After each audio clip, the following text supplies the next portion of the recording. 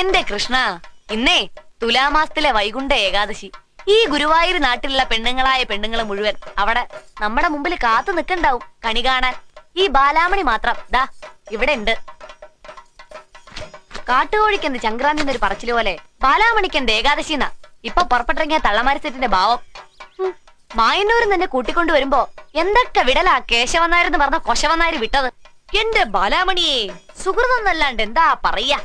രാവിലെ നിർമാല്യം തൊട്ട് വൈകുന്നേരം ദീപാരാധന വരെ പൂജകൾ ഓരോന്നും മുടങ്ങാണ്ട് ഗുരുവായൂരപ്പൻ അങ്ങോട്ട് തൊഴാന്ന് വെച്ചാ അത് പൂർവജന്മ സുഹൃതാ. ഇതിപ്പോടെ വന്നിട്ട് ദിവസം 10 കഴിഞ്ഞു.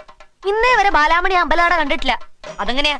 നേരം വെളുത്ത അന്ത്യ അവിടെ ഒരു വിളിയല്ലേ, ബാലാമണിയെ ബാലാമണിയെ ബാലാമണിയെന്ന്. എന്റെ കയ്യില് കിട്ടട്ടാ തന്തേനെ, ഒരു സുഹൃതക്കാരൻ.